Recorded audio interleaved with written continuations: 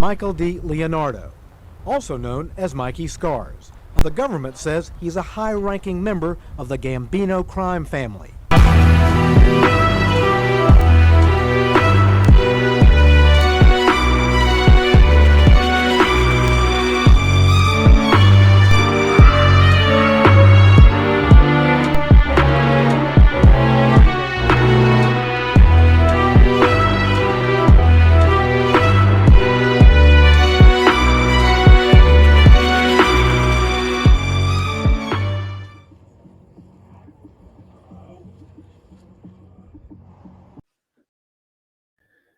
No excuses with Michael DiLeonardo. I'm your host, RJ Roger. 10 a.m. one again, Michael. Yeah, it's good. I had a day where I could relax in the AM. So, and your schedule held out for that. So, everybody's fresh right now, even though I look tired. I'm fresh. Yeah, actually, Julius Lionel coffee and espresso, double espresso. Salute. I always say there should not be such thing as a single espresso. Now you got to make them two double. You just can't stretch the water. You got to put more coffee for the second one. A lot of people stretch that water like a double. So you only get more water. You got to do double shot. So in other words, you get that fresh press and then you do it again. Oh, I buy the double espresso cups. Yeah, it's sometimes they short you in there. I Capsules. I do the grinds. Okay. I have a machine too, but I do the grinds. Yeah. Funny, we were just talking about Pete Rose not long ago and him being snubbed from the Hall of Fame. Now I see every media outlet talking about it. But Pete Rose has passed on. You're a big baseball guy. What are your thoughts? Miscarriage of justice. Is everybody going to start cheering for him now? And there's going to be the group that really don't want to come out hard against him and stick to their position that he shouldn't have been in the Hall. Let me say one thing. Maybe Pete Rose was ahead of his time. And you know what I mean by that? There's gambling all over the place.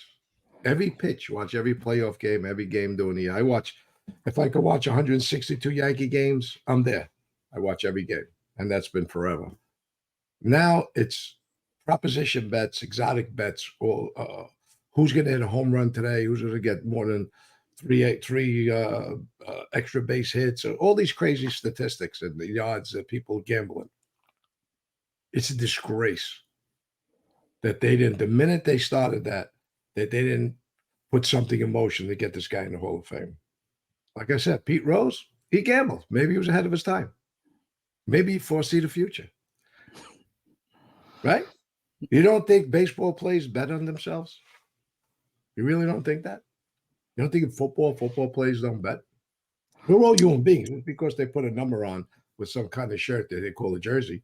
It wipes them clean as being a human being or having an interest.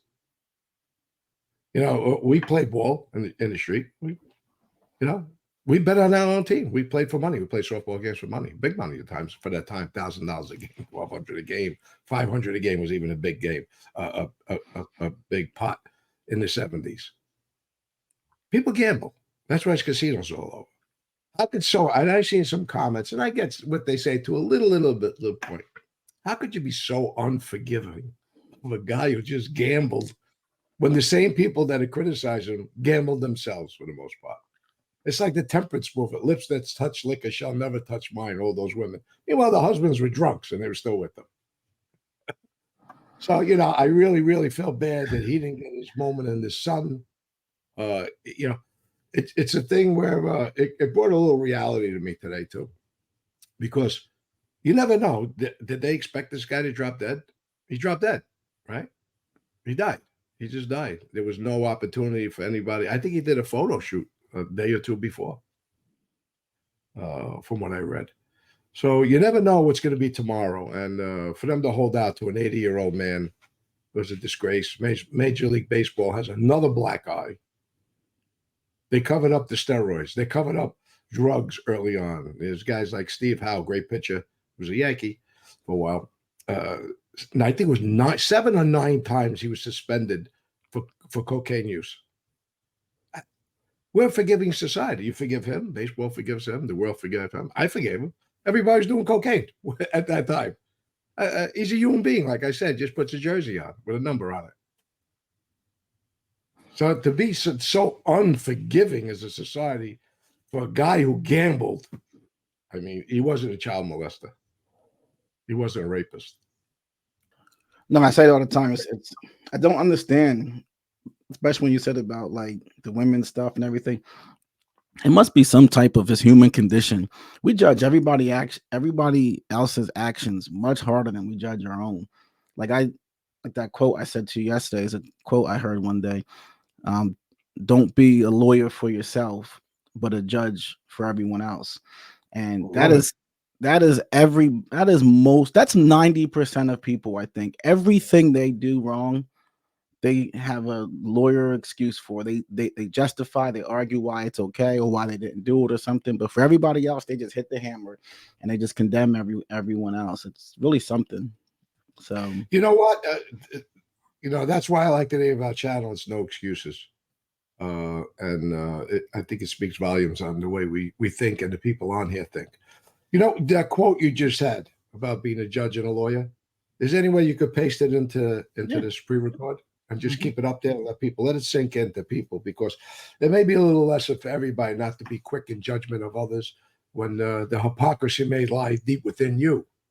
RJ, aren't human beings more reactionary? We react. If the knee-jerk reaction, that's why they have that saying, because it's just a reflex. yeah. To defend, deflect.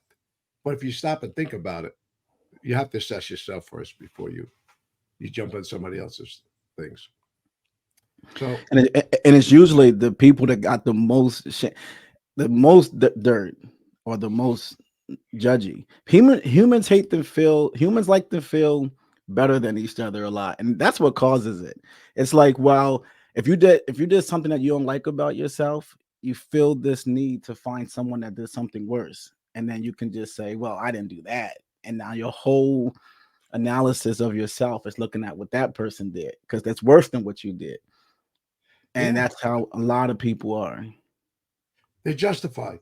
Again, we're all human beings. We're built that way. It's like a self-preservation mechanism that we have, in many different situations, whether it be physical or mental or whatever your stress may be. Like a lot of people need to defend positions that indefensible for their own edification, for their own survival in their head.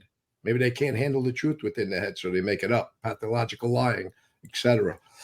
So these people are distorting reality in a way, but the only way to heal, and we say this almost all the time, I like your watch.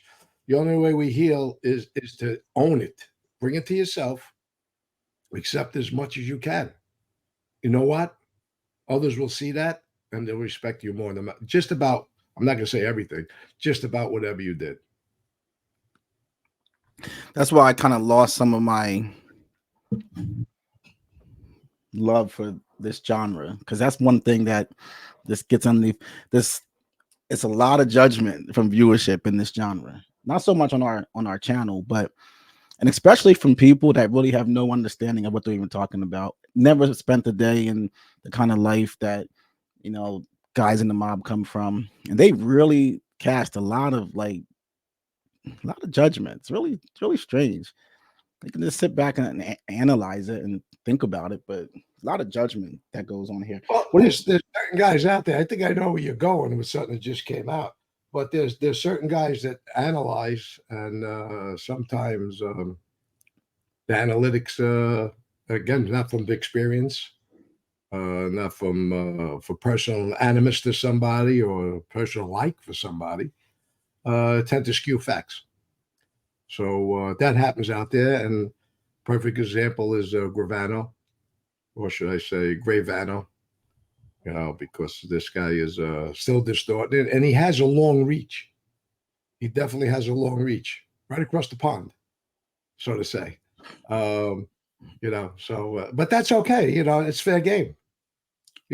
I put my foot in the public pool, put that toe in there, you're fair game. So, but if people want to think the historic or going to create history or report facts, There's many different ways you could go about finding them.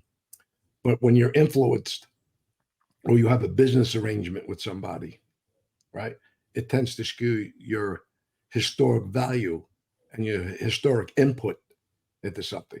It's like you and I, we differ on things all the time. Not all the time. I misspoke. We differed on things in the beginning when we met about this situation, that situation, whatever you read. We got together, we analyzed, we talked about it. I told you, go on, corroborate this. We figured it out, and then you come to something you could put on here that could be around forever. That certainly could be fact checked. So these other things that go on of supposed fact checking do not, and the assets and the resources, just like us, are here. When somebody talks about me, a show, we have open door policy, don't we? A lot of content makers could call you. We offered that many, many times. But they still get it wrong because there's an agenda. Yeah. And now if they think they're historic in their work, or going to create history in their work, they're just creating misinformation and misnomers about certain things out there. And again, it's not that I'm taking it personal, but if it's about me, call me. You know that. There's a lot of content. Well, there's only a few now, that could call us if they report it the right way. And they do have an open door policy with us.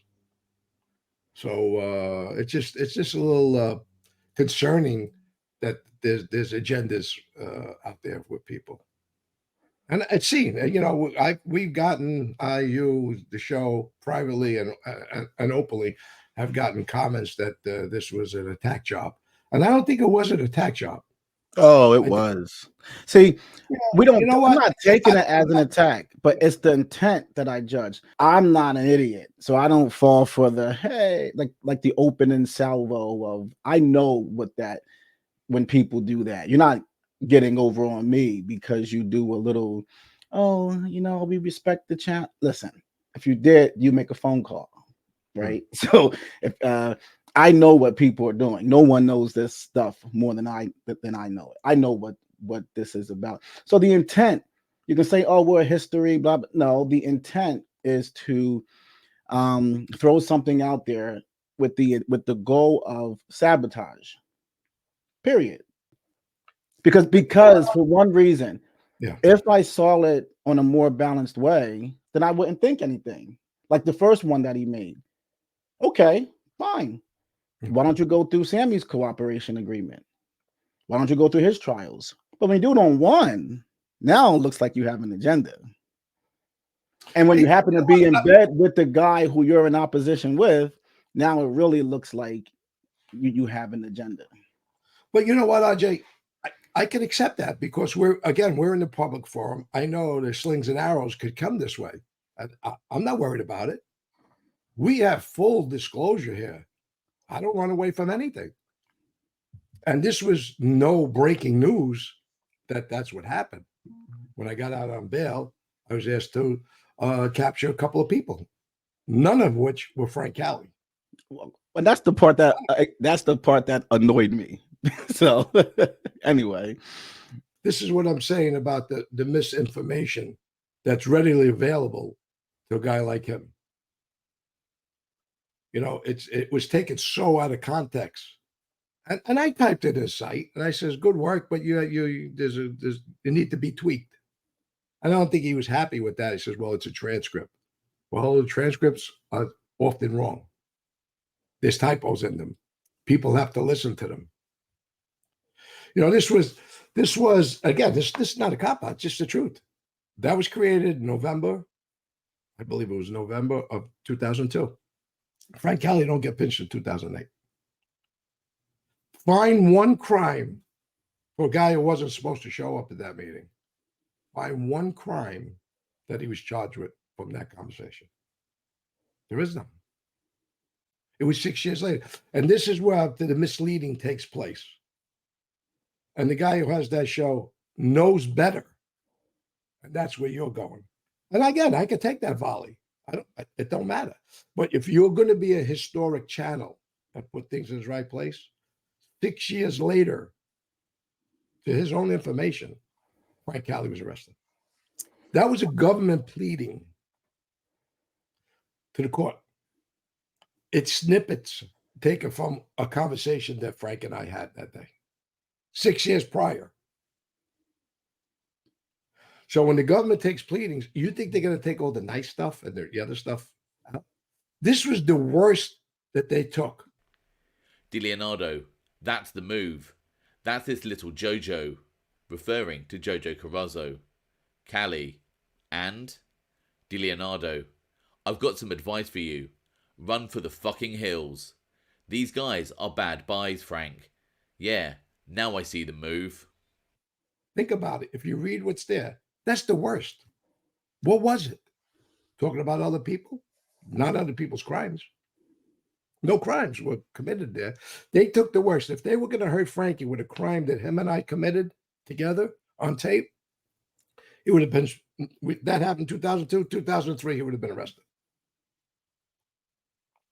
So they took words that were used for structure of the family. And when he gets arrested for crimes, nothing to do with Michael, me, nothing, zero.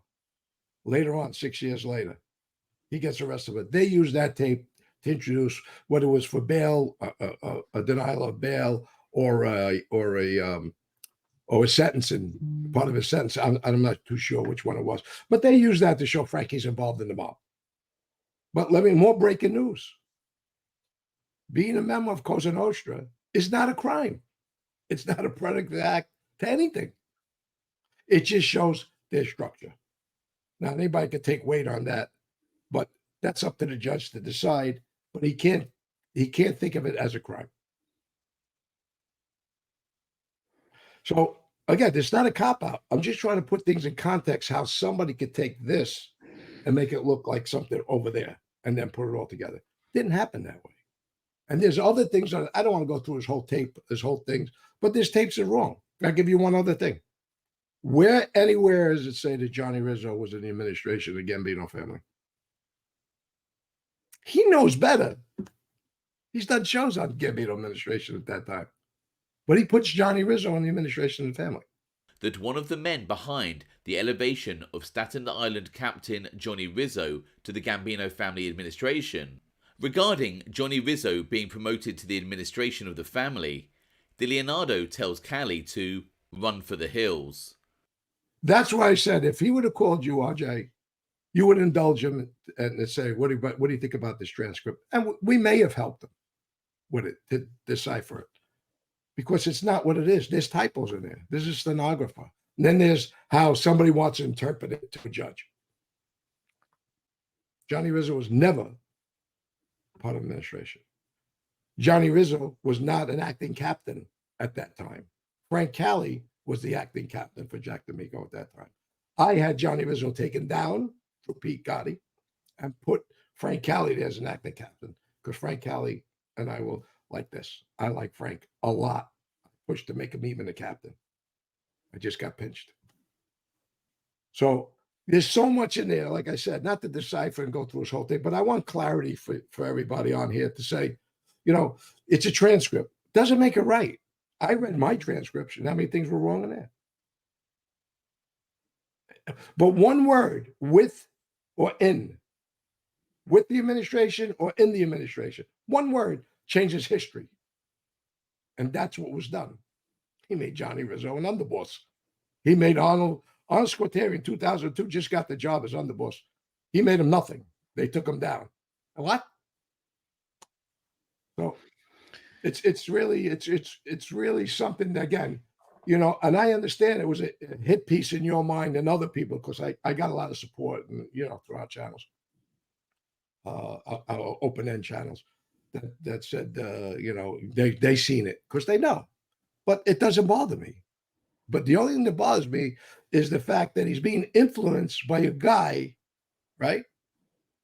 He's supposed to be an independent guy. He had no connections to anybody in the United States as in the mob to do his show. He did it on his own. He did really good. Got a great show. But now you hook your horses up to that wagon. You're dragging him around with all these shows you create. And you know, most of his stories have been crushed by us. He puts them back out there.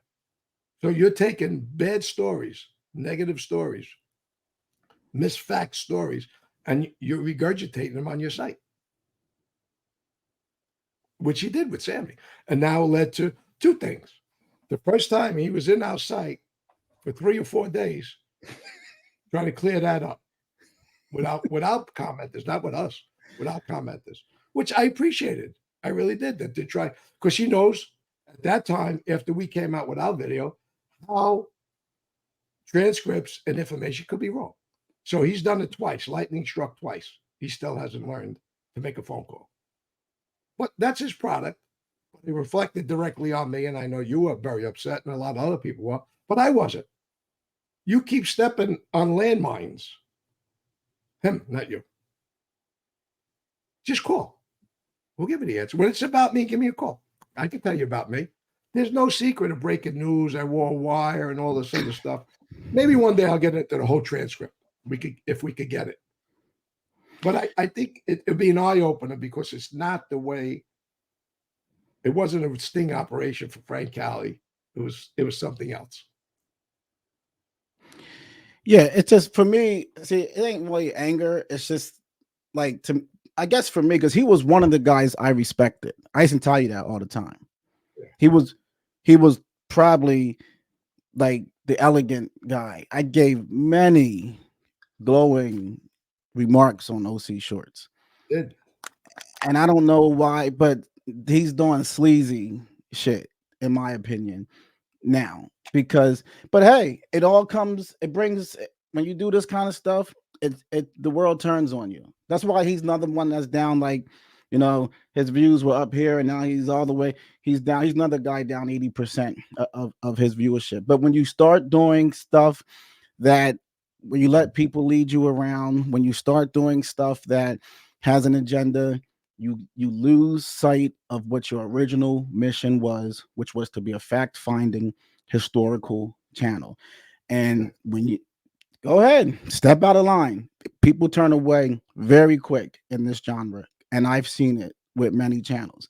And that's the other frustrating thing. I know this drives you crazy. I find this common in book readers, and I catch myself tripping over it at times, and I will kind of hit my head and go, hold on. I'm a writer. I've dealt with publishers. I know a process of creating a book, creating a manuscript, looking at, there's so many people involved in it. He will get tied up in, like, his response back to you. Well, it's the transcript. Well, it's so much context that's missing from when you just look at a piece of paper.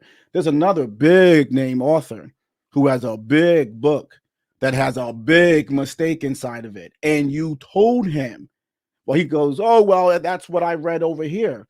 But you were there. You should listen to you.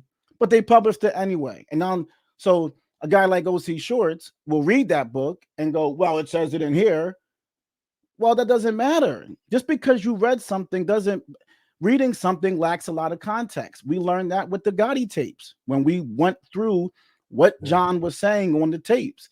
You have to know pieces around the transcript to understand what's in the transcript. And I wasn't there. He wasn't there, but he got this, like, he looks down his nose at a lot of guys. I'm not just saying that. It's known. Everybody who does this stuff in this genre, guys like myself, everybody knows how he thinks. That's why he couldn't dare to call me. He thinks he's too good to call me.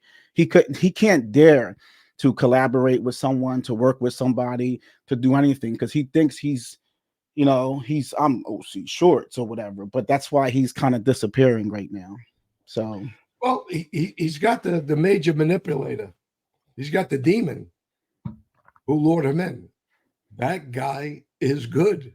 The demon lured him in, and he cast a spell on OC Shortz. Like, it's like, how does he fall for his stuff? A guy that's so far removed that could sit back and look at Gravano, look at us, look at other people who've talked about Gravano, and see all the lies. I mean, we've caught Gravano lying in his own videos about himself.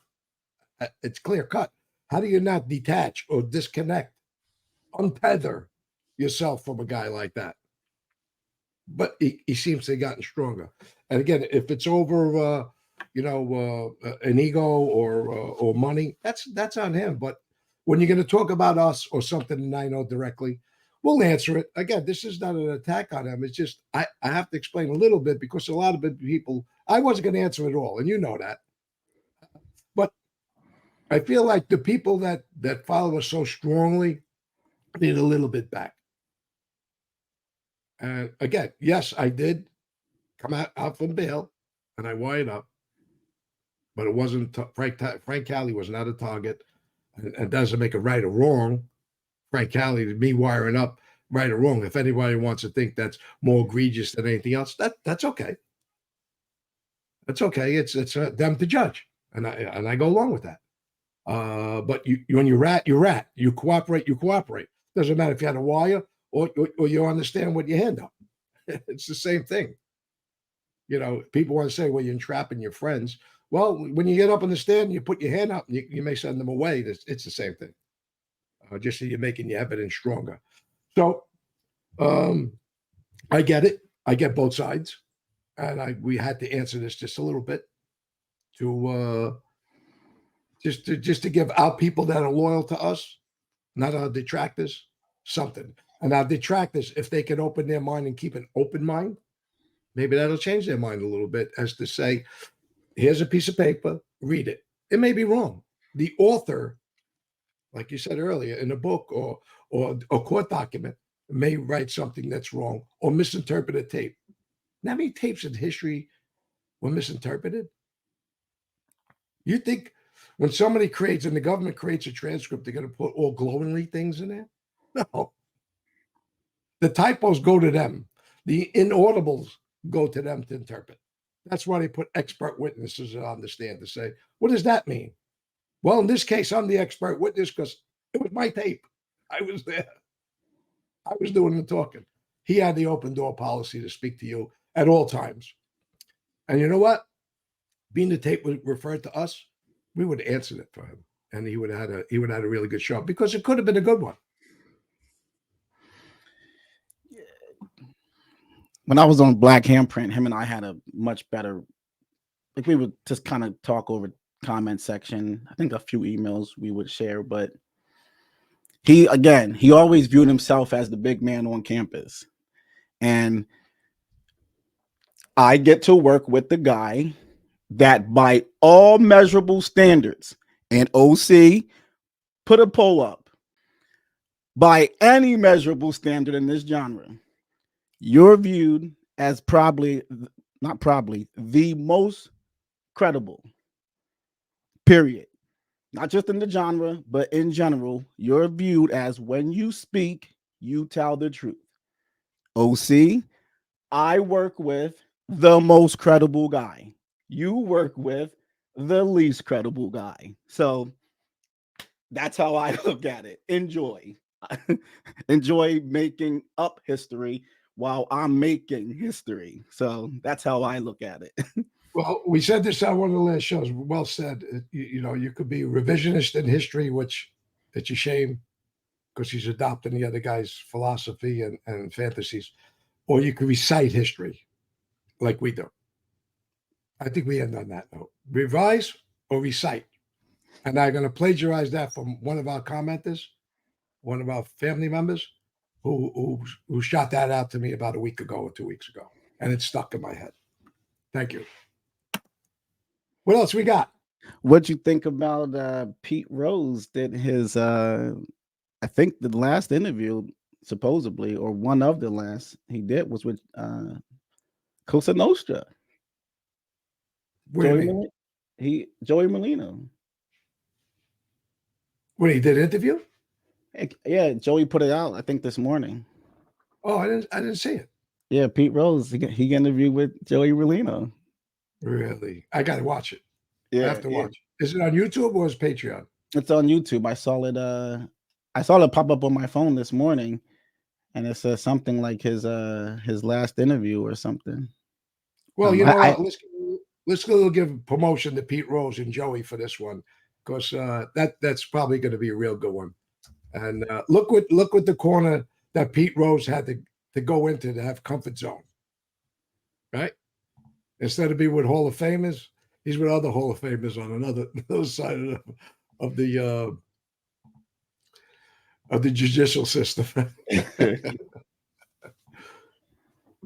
Yeah. Oh, here he is. I'm Joe DiMaggio, and I got to take a shower. Okay. So a guy had to get up on a chair. Yep. Me. Pour water into this canvas thing. Me. Pull the chain and give the guy underneath a shower. I gave Joe DiMaggio a shower That's in awesome. Vietnam. That's insane. Now, the best way to describe Joe. How humbling is that? That's not a humble man. Who would say that? He's shown deference to an all-time legend like himself, right? All-time legend, Pete Rose, no matter what his detractors say about gambling. He's all-time legend. Nobody's ever going to have 4,200 hits or whatever he's got, 4,200. But look what he just said. I gave Joe DiMaggio a shower. And the old school, you had to pull the chain like a bit when the toilet bowl, you had to pull the chain. That's where that saying comes. Pull the chain when somebody goes to the bathroom and stinks. Pull that chain already. But you imagine that? What a humbling story by this man at this age. Yeah. Thank you for putting that up. I'll go watch the whole thing later on. Yeah. No, I haven't watched it yet neither, but yeah. I saw it this morning. I was like, wow, what a final interview. So, all right. Do you want to get into a few of the questions that were sent in that we haven't answered yet?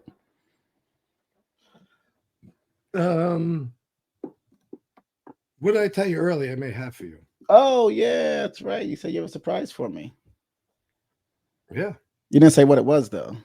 No. I got a surprise for everybody today. I'm looking forward to I'm it. going to give you one of the things, maybe one of the final things that motivated me